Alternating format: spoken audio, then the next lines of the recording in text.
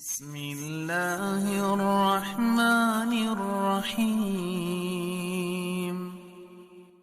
والعصر إن الإنسان لفي خسر إلا الذين آمنوا وعملوا الصالحات وتواصوا بالحق وتواصوا بالصبر. أعوذ بالله من الشيطان الرجيم. بسم الله الرحمن الرحيم. Assalamualaikum warahmatullahi wabarakatuh. Waalaikumsalam. Alhamdulillahi rabbil alamin. Allahumma shalli ala nabiyyina Muhammad wa ala alihi wa ashabihi ajma'in. A'udzu billahi minasy syaithanir rajim. Ya ayyuhalladzina amanu taqullaha haqqa tuqatih wa la tamutunna illa wa antum muslimun. Shadaqallahu azim.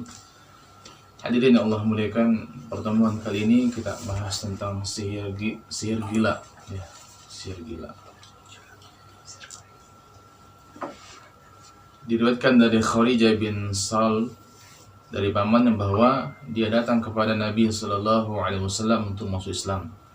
Setelah menyelesaikan urusannya dengan baginda Nabi Sallallahu Alaihi Wasallam, ya, maka beliau pun meninggalkan rumahnya Rasul Sallallahu Alaihi Wasallam. Ketika beliau menuju pulang ke rumahnya, ketika melewati sebuah kampung, di situ ada orang gila yang dipasung, ya, dipasung dengan besi. Kemudian salah satu keluarganya dari orang gila tersebut, dia mendatangi sahabat kemudian berkata, kami telah mendengar bahwasanya ada kawanmu datang dengan membawa kebaikan. Maksudnya Rasulullah Sallallahu Alaihi Wasallam datang dengan membawa kebaikan. Maka dia berkata, apakah kalian memiliki sesuatu yang bisa digunakan untuk menyembuhkannya, yang gila ini maksudnya. Kemudian, ya, sahabat tersebut meruqyahnya dengan baca surah Al-Fatihah. Hanya dengan surah Al-Fatihah saja diruqyah, ya, orang gila tersebut. Dengan izin Allah, alhamdulillah orang tersebut sembuh dari sakit gilanya. Sehingga sahabat ini diberikan 100 ekor kambing karena telah meruqyah orang gila tersebut sampai sembuh. Masya Allah. Hanya dengan surat Al-Fatihah Allah Subhanahu wa Ta'ala berikan kesembuhan kepada orang gila tersebut.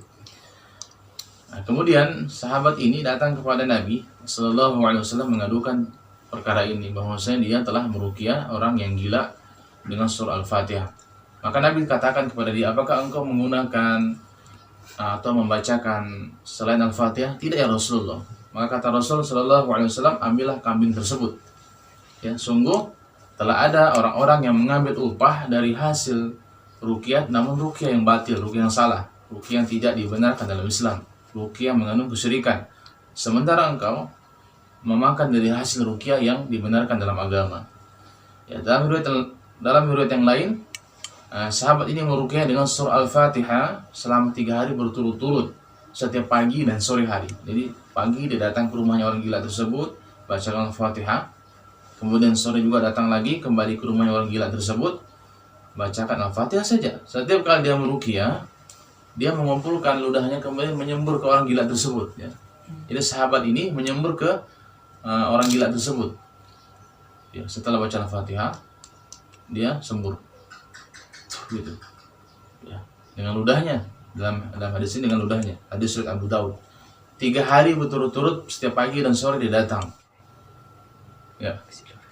Jadi meruqyahnya dengan surah Al-Fatihah selama 3 hari berturut-turut, setiap pagi dan sore hari. Dengan cara, ya, mengumpulkan ludahnya kemudian disemburkan kepada orang yang sakit tersebut.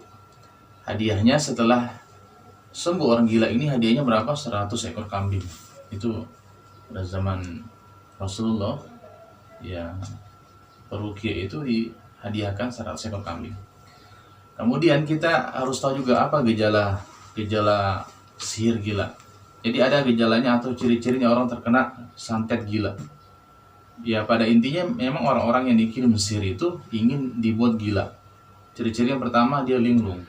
Dia kalau ketemu orang yang seharusnya dia kenal, dia lupa.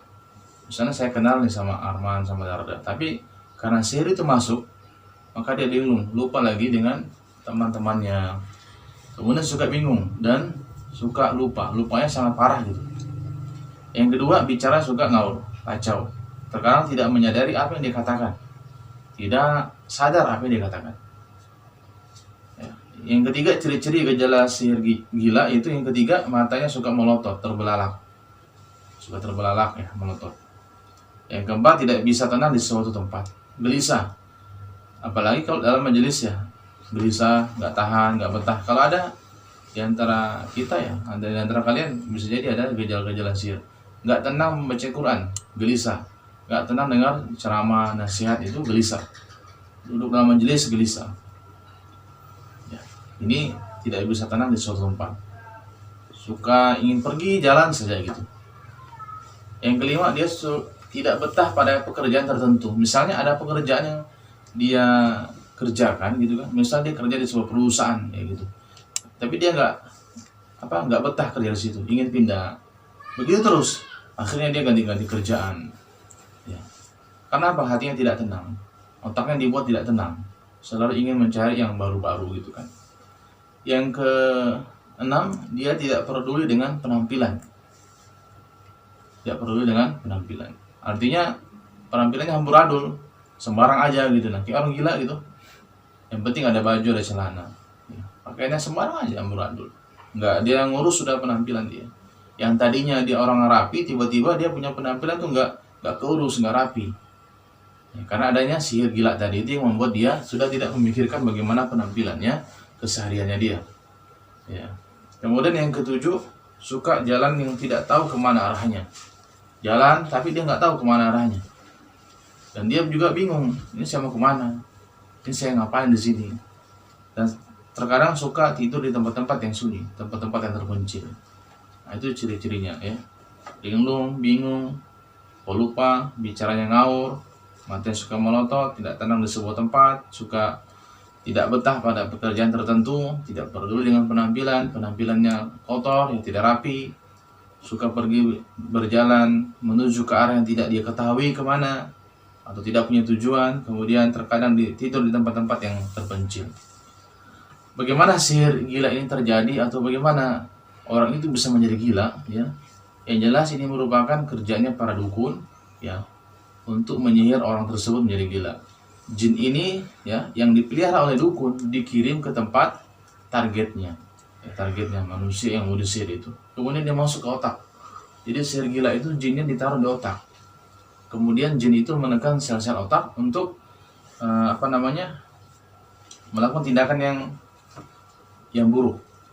Penekanan dengan daya pikir, daya ingatnya, atau dengan melakukan tindakan-tindakan yang buruk. Ya. Saat itulah muncul gejala-gejala kegilaan pada diri orang-orang yang disihir. Itu ya. Jadi jin dikirim ke seseorang untuk masuk di otaknya. Nanti di otaknya itu yang akan dibuat kacau, dibuat menjadi gila. Kemudian bagaimana pengobatannya? Yang jelas ya, pengobatannya membacakan ayat ruqyah kepada orang gila tersebut. Ya. Ayat ruqyahnya ya Al-Fatihah, Al-Baqarah 1-5, surat Hud, surat Al-Hijr, As-Saffat 1-10, surat Qaf, surat Ar-Rahman, surat Al-Mulk, surat Al-Jin, Al-A'la, ya, Sabisma itu Az-Zalzala, Al-Humazah, Al-Kafirun, Al-Falaq, An-Nas yang dibacakan.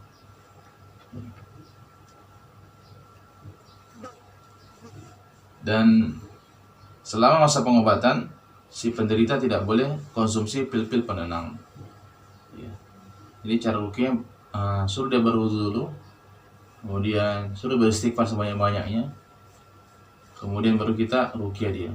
Yang peruqyah juga berwudu, dalam keadaan berwudu, kemudian baca ayat-ayat ruqyah yang saya sebutkan tadi. Kalau dia kesurupan, maka hadapi jin tersebut, tidak usah takut sedikit pun, ada rasa takut sedikit pun. Ajak dia ngobrol, ucapkan salam. Kalau dia kafir maka tidak jawab salam. Kalau dia Islam pasti jawab salam. Kemudian nasihati dia, ya, tanya apa maksud dan tujuannya, dan tidak usah terlalu lama ngobrolnya karena jin itu rata-rata pendusta. Ya, cukup kita tanya maksudnya apa dan kamu tinggal di mana di tubuhnya ini, atau adakah yang kamu tanam. Intinya tidak usah terlalu percaya. Kita cuma ngobrol seperlunya saja. Tidak usah terlalu bertanya yang aneh-aneh. Kemudian pengobatan itu dilakukan secara rutin. Kalau bisa setiap hari, kalau nggak bisa setiap hari 3 hari sekali, kalau nggak bisa seminggu sekali, sepekan sekali ya. Selama masa pengobatan si pasien harus menjauhi segala kemaksiatan, musik ya tidak boleh didengarkan, jaga sholatnya di awal waktu, kemudian tidak boleh merokok ya, tidak boleh melakukan maksiat pada intinya. Kalau dia yang pasien gila ini ada sakit di lambung atau di perut, berarti sihirnya itu masuk melalui makanan atau minuman. Jadi kalau dia sakit lambung, sakit perut ya, itu berarti sihirnya masuk melalui makanan atau minuman. Dan terapi untuk penyakit gila ini yang disebabkan oleh sihir itu harus secara rutin, tidak boleh putus, rutin dikerjakan. Ya, seorang peruqyah harus bersabar menghadapinya, harus rutin ya. Bisa dicampur dengan daun bidara ya, daun bidara 7 lembar, kemudian di blender, kemudian diruqyah, dibuat 1 gelas air. Atau dengan bekam itu di titik umum ya, titik tengah, kemudian titik leher ini, kemudian titik tengkuk untuk penyakit gila.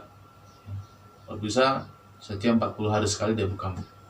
Mandikan juga dengan air bidara yang sudah diruqyah, kemudian ruqyah rutin ya. Konsumsi juga seperti herbal pegagan untuk menormalkan kembali daya ingatnya, kemudian konsumsi juga bidara untuk melonggarkan saraf-sarafnya yang tegang.